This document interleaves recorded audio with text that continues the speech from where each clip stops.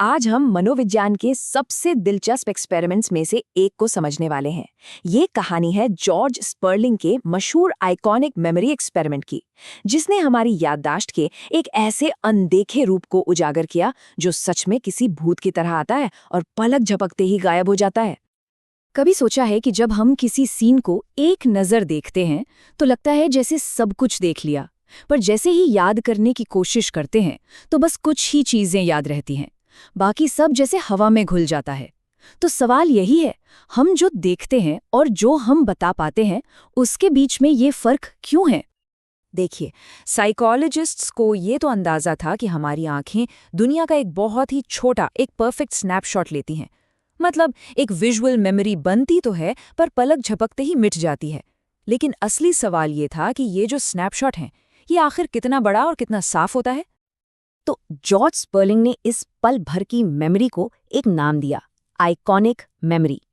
सोचिए, हमारे दिमाग में एक सुपर हाई रेजोल्यूशन कैमरा लगा है जो हर पल की एक तस्वीर खींचता है। तस्वीर एकदम परफेक्ट होती है, लेकिन वो फोटो पेपर एक सेकंड के अंदर अंदर खुद ही जलकर राख हो जाता है। बस यही है आइकॉनिक मेमोरी। इसकी कैपेसिटी तो बहुत ज्यादा है, लेकिन इसकी उम्र न के बराबर। तो साल 1960 में स्पर्लिंग ने इस भूतिया मेमोरी को मापने का एक तरीका निकाला। वो ये जानना चाहते थे कि ये जो पल भर का स्नैपशॉट है, ये असल में कितनी जानकारी अपने अंदर कैद करता है। अब जरा एक्सपेरिमेंट को समझिए। स्क्रीन पर 12 अक्षर दिखाए गए, लेकिन सिर्फ 50 मिलीसेकंड के लिए। ये इतना तेज है कि हमारी पलक झपकने से भी कई गुना तेज। मतलब एक एक करके पढ़ना तो नामुमकिन था। इसके बाद स्पर्लिंग ने एक बहुत ही सीधा सा सवाल पूछा।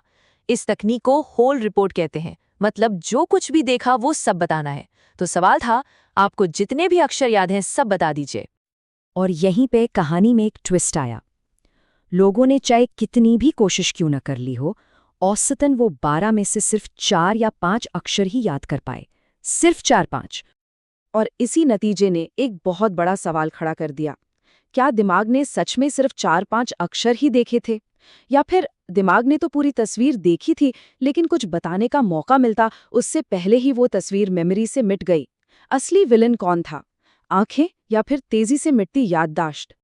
इस पहेली को सुलझाने के लिए स्पर्लिंग ने एक ऐसा नया तरीका अपनाया जो बहुत ही शानदार था। उन्होंने एक ऐसा प्लान बनाया जिससे तेजी से मिटती हुई मेमोरी को ही मात दी जा सके। उन्होंने होल रिपोर्ट को बदलकर एक नई तकनीक अपनाई, पार्शियल रिपोर्ट।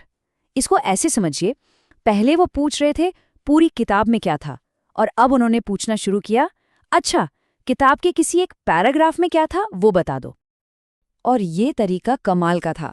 अक्षर पहले की तरह ही 50 मिलीसेकंड के लिए दिखे और गायब हो गए।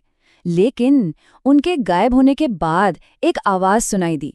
ऊंची टोन का मतलब था ऊपर वाली लाइन बताओ, मीडियम टोन का मतलब बीच वाली, और नीची टोन का मतलब सबसे नीचे वाली। और सबसे मजेदार बात ये थी कि किसी को पहले से पता ही नहीं होता था कि कौन सी लाइन के बारे में पूछा जाएगा। और बस इसी एक छोटे से बदलाव ने आइकॉनिक मेमोरी के सारे राज खोलकर सामने रख दिए। जो नतीजे आए वो हैरान करने वाले थे। जब भी किसी एक खास लाइन के लिए संकेत दिया गया तो लोग उस लाइन के लगभग सारे अक्षर सही सही बता पाए। मतलब जिस भी एक लाइन के लिए टोन बजी, लोगों ने उसमें से करीब करीब 100% अक्षर याद करके बता दिए। ये अपने आप में एक बहुत बड़ी खोज थी। और यहाँ आता है वो यूरेका वाला मोमेंट। जरा सोचिए, अगर लोग कोई भी एक लाइन एकदम सही सही बता सकते हैं तो इसका मतलब तो एक ही हो सकता है कि एक पल के लिए सभी 12 के 12 अक्षर उनकी मेमोरी में एकदम साफ मौजूद थे। दिमाग ने सब कुछ देखा था। असली प्रॉब्लम देखने में नहीं थी, बल्कि मेमोरी के मिटने से पहले उसे बताने की रफ्तार में थी। तो इस एक्सपेरिमेंट ने यह साबित कर दिया, आइकॉनिक मेमोरी एक विजुअल बफर की तरह है जिसकी कैपेसिटी तो बहुत विशाल है, लेकिन इसकी सबसे बड़ी कमजोरी है इसकी 1 सेकंड से भी कम की उम्र। ये हमारे कुछ समझ पाने या बता पाने से पहले ही गायब हो जाती है। ठीक है, तो ये 1960 का एक बहुत ही चालाकी भरा एक्सपेरिमेंट था, लेकिन हमारी रोज की जिंदगी में इस भूतिया मेमोरी का क्या काम है? ये इतनी जरूरी क्यों है? असल में ये हमारी विजुअल दुनिया की एक गुमनाम हीरो है।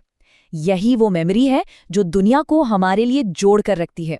इसी की वजह से हमें चलती हुई चीजें एक स्मूथ वीडियो जैसी दिखती हैं, न कि रुक रुक कर चलने वाली तस्वीरों की तरह।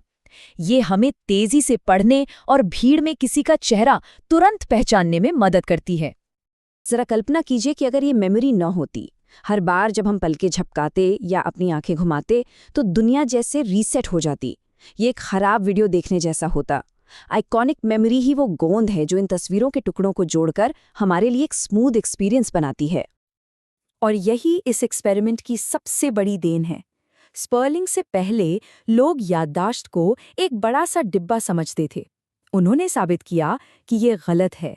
याददाश्त एक प्रोसेस है जिसके कई स्टेज होते हैं, और इसकी शुरुआत इसी विशाल लेकिन पल भर के सेंसरी बफर से होती है। इसने अटेंशन और इन्फॉर्मेशन प्रोसेसिंग पर आधुनिक रिसर्च के दरवाजे खोल दिए। स्कर्लिंग ने हमारी नज़र का एक छिपा हुआ पहलू तो उजागर कर दिया, पर यह हमें सोचने पर मजबूर करता है ना कि हमारा दिमाग हर पल और कितनी विशाल जानकारी को देख और महसूस कर रहा है, जिसके बारे में हमें कभी होश ही नहीं होता।